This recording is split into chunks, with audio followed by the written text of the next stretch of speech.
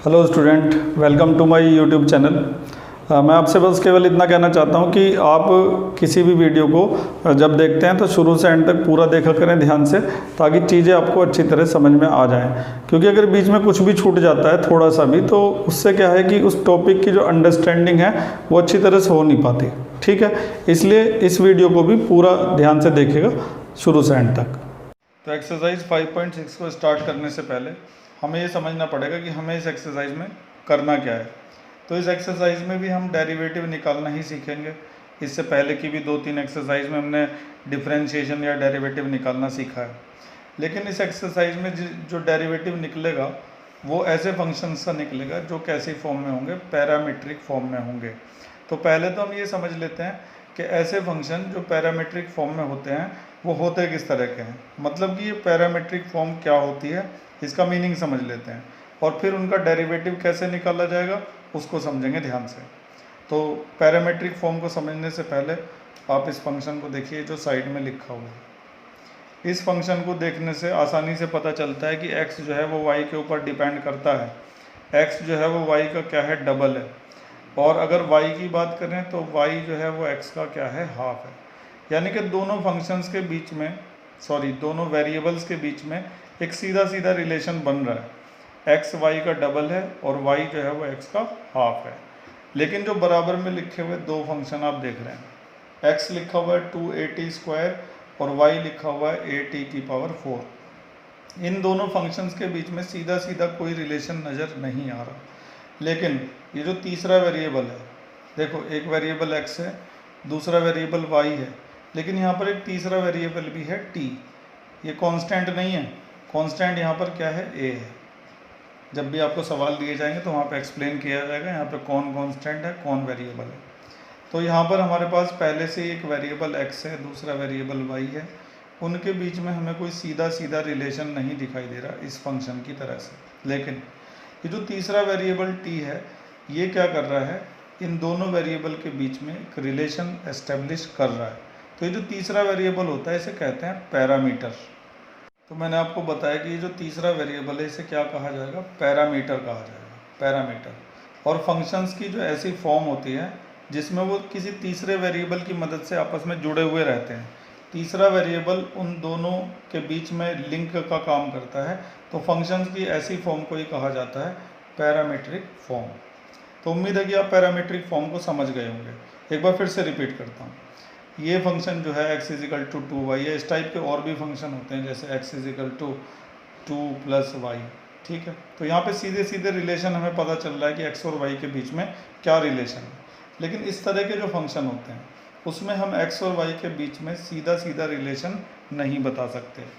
यहाँ पर variable x और वेरिएबल y के बीच में जो रिलेशनशिप बनाने का काम कर रहा है वो तीसरा वेरिएबल कर रहा है t, जिसे हम यहाँ पर क्या कहेंगे, पैरामीटर कहेंगे। ज़रूरी नहीं कि ये वेरिएबल हमेशा t होगा, ये कभी थीटा होगा, कभी कुछ होगा, कभी फाई होगा। तो जब कोई तीसरा वेरिएबल दो दिए गए वेरिएबल के बीच में रिलेशनशिप एस्टेब्लिश करता है तो उस तीसरे वेरिएबल को क्या कहा जाता है, पैरामीटर कहा जाता है। और फंक्शन की जो ऐसी फॉर्म होती है उस फॉर्म को कहा जाता है क्या, पैरामीट्रिक फॉर्म। तो हमें इस एक्सरसाइज में पैरामीट्रिक फॉर्म में दिए गए फंक्शन का डिफरेंशिएशन कैसे करना है वो सीखना है।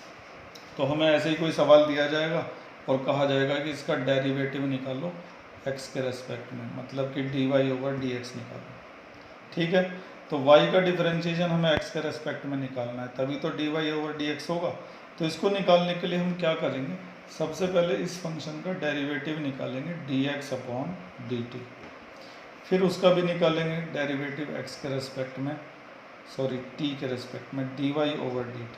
ठीक है, दोनों का डेरिवेटिव निकालने के बाद, क्योंकि हमें तो निकालना है dy/dx, क्योंकि पूरे चैप्टर में यही निकालना है dy/dx, तो इसको निकालने के लिए हम dy/dt को डिवाइड कर देंगे dx/dt से। ठीक है, तो ऐसे केस में क्या होगा कि dt से dt कैंसिल हो जाएगा और dy/dx निकल जाएगा। ठीक है, तो उम्मीद है कि आप समझ गए होंगे कि जो पैरामीट्रिक फंक्शन होंगे उनका डेरिवेटिव किस तरह से निकाला जाएगा। मान लो यहाँ पे थीटा होता तो हम निकालते पहले dx/dθ। ठीक है, और यहाँ पे क्या निकालते हैं हम, dy अपॉन डी थीटा। फिर इसको इससे क्या कर देते हैं, डिवाइड, क्योंकि हमें निकालना है dy ओवर dx। तो उसके लिए dy अपॉन डी थीटा को हम डिवाइड कर देते हैं dx अपॉन डी थीटा से, क्योंकि इसमें क्या होता है कि डी थीटा कैंसिल हो जाएगा, बोला नहीं जा रहा मेरे से, dy अपॉन dx आ जाएगा। ठीक है, तो इस पूरी एक्सरसाइज में, बड़ी सिंपल एक्सरसाइज है, बहुत ही ज़्यादा आसान एक्सरसाइज है, इसमें हम ये सीखने वाले हैं कि जो पैरामीट्रिक फॉर्म में फंक्शन होते हैं उनका डेरिवेटिव कैसे निकाला जाता है। तो शुरुआत मैंने आपको इसकी बता दी है, बाकी जब हम एक्सरसाइज करेंगे अभी तो सारी चीज़ें धीरे धीरे क्लियर हो जाएंगी। चलिए घर, तो आपकी स्क्रीन पर पहला सवाल एक्सरसाइज का आ चुका है, एक्सरसाइज 5.6 लेक्चर नंबर 1। और पहले क्वेश्चन पढ़ लेते हैं क्या लिखा हुआ है। If x and y are connected parametrically, x और y जो हैं, ये x है ये y है, दोनों एक दूसरे के साथ कैसे कनेक्टेड हैं, पैरामीट्रिकली कनेक्टेड है। अभी अभी हमने समझा इसके बारे में।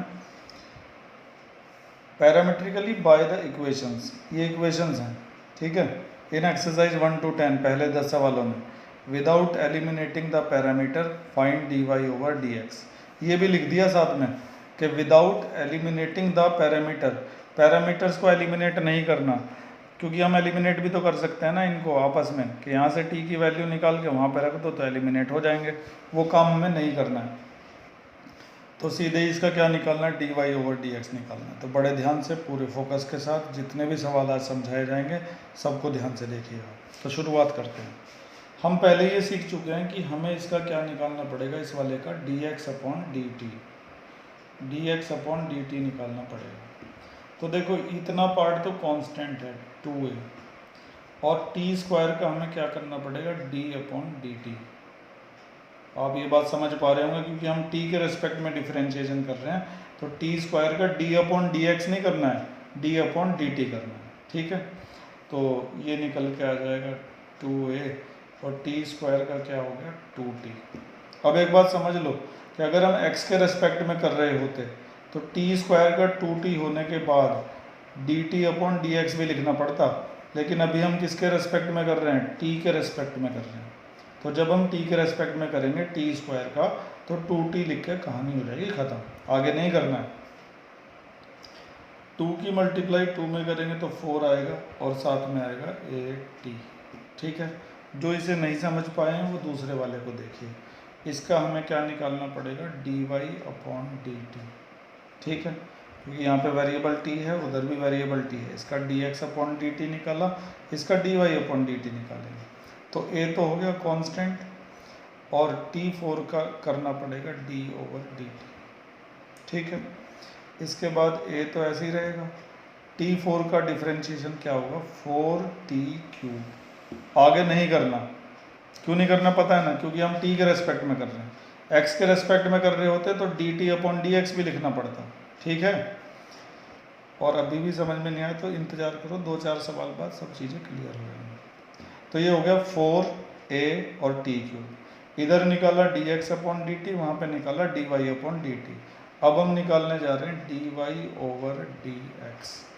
तो उसके लिए मैंने आपको समझाया था कि dy अपॉन dt को डिवाइड कर दिया जाता है किससे, dx अपॉन dt से, क्योंकि इसका मतलब इसको सॉल्व करके भी तो यही आएगा ना, क्योंकि dt से dt क्या हो जाएगा, कैंसिल।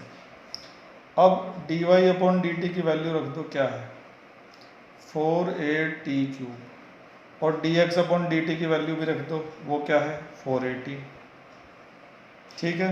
उसके बाद 4a से 4a कैंसिल हो गया, t³ को t से कैंसिल करेंगे तो क्या बच जाएगा t²। तो इस तरह से dy ओवर dx जो है वो निकल गया। तो बहुत ही सिंपल है।